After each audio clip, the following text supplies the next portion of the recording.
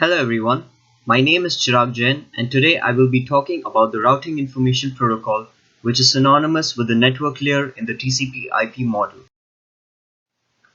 Here are the topics I shall be speaking on in order to give you a more comprehensive idea on the intricacies of the Routing Information Protocol.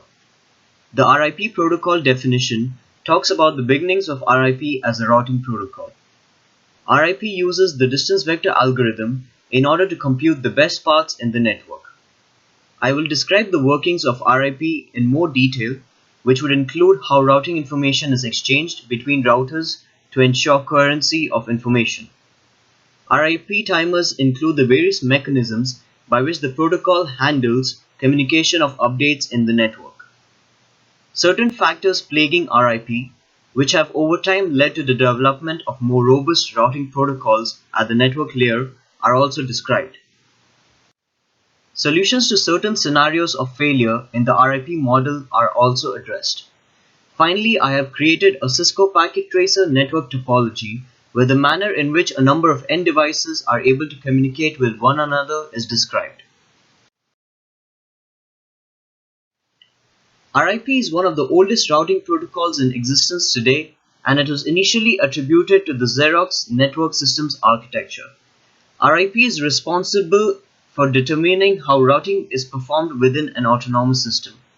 It uses the hop count as a metric to calculate the best path between the source and the destination.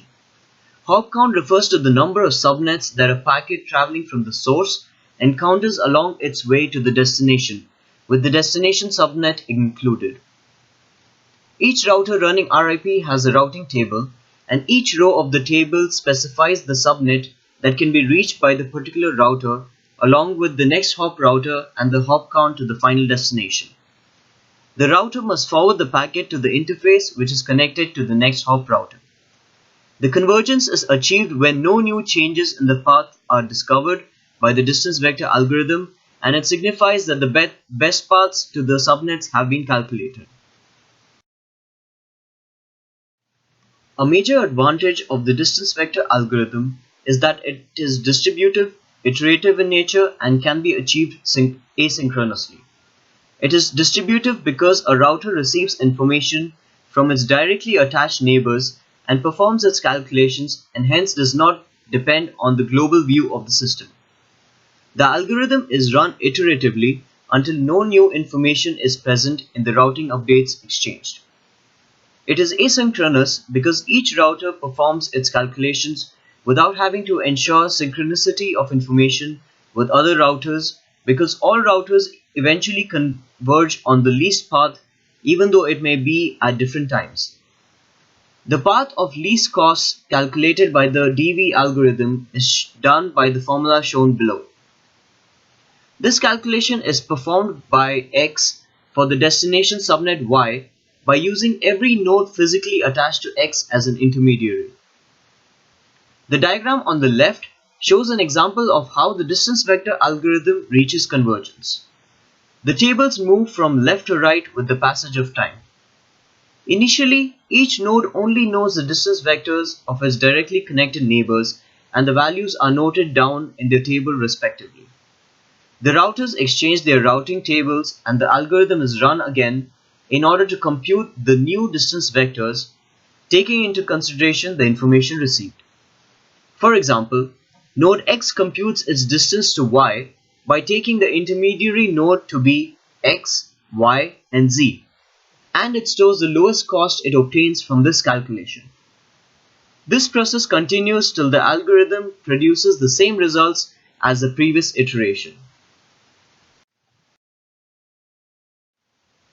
Each router contains a routing table which contains the subnets present in the autonomous system it is capable of reaching. From the diagram below, it can be seen that destination subnet Z, which is 7 hops away, can be reached by the router by forwarding packets to router B as the next hop. On initialization of a router, it has knowledge of only its directly connected neighbors, but due to the fact that routing tables are exchanged between neighboring routers at an interval of 30 seconds, convergence is achieved after a few iterations of the algorithm. Routing updates that are sent periodically are known as the RIP response message or RIP advertisements. Timers are utilized by RIP protocol in order to maintain coherency of information and consistency, and also provide identification for failures. The update timer is maintained by the routers running the protocol in order to ensure timely delivery of periodic routing updates, usually at an interval of 30 seconds. The invalid timer is kept to keep track of the directly attached neighbors of a particular router, and in the case that no update is received from a neighbor for a period of 180 seconds, the neighboring router is considered dead, and the routes present in the routing table, which indicate the dead router as the next hop, are invalidated and flushed. In order for the router to dissipate the presence of a dead router to its neighbors, a flush timer is maintained, which is kept for a duration of 240 seconds, which is 60 seconds more than the invalid timer, during which the information about the dead router is propagated through the network. RIP possessed certain inherent drawbacks, due to which it was never able to realize its potential in the real world. A major problem with the protocol is the count to infinity problem, which occurs due to a change in the link costs in the network. In the diagram below, initially the distance vectors are as follows. Router X reaches router Y with the cost of 4 and vice versa.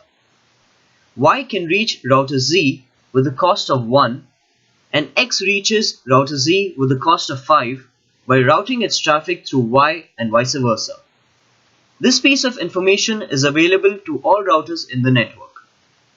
Now, in the scenario that the link cost between router X and router Y changes to 60, it is no more economical for router Y to reach X directly, especially in the scenario when Z has broadcasted to Y that it can reach router X with the cost of 5.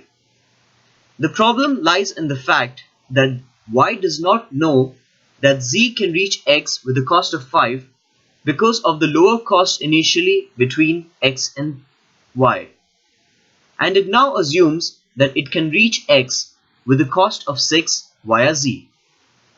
However, Z now sees this change in the cost of reaching X through Y and again updates its cost to 7. This leads to an infinite loop between Y and Z.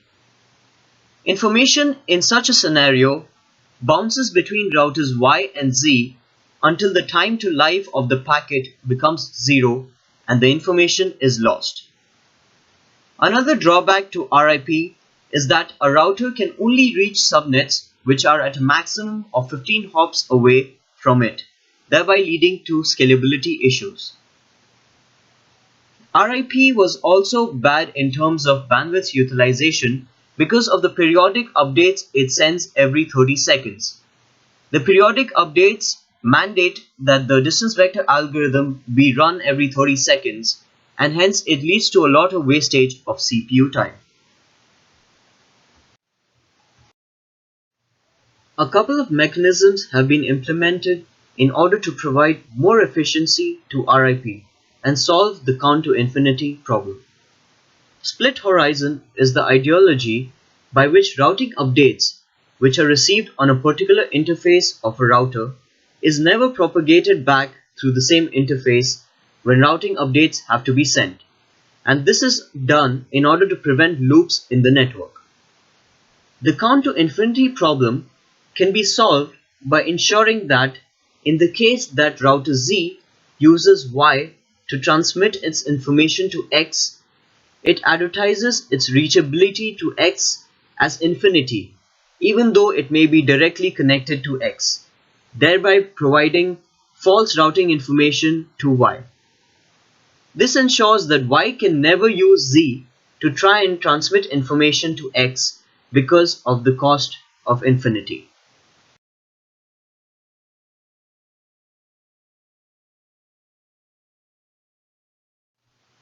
The following diagram is an implementation of the RIP protocol in the Cisco Packet Tracer simulator. The three Cisco routers 2811 are connected to each other via serial DCE cables. Each router is given its own local network on which end devices can be connected. RIP is configured on the routers by using the command router RIP and configuring the network addresses and subnet masks of the directly connected networks to a particular router. Each subnet has a separate IP address block.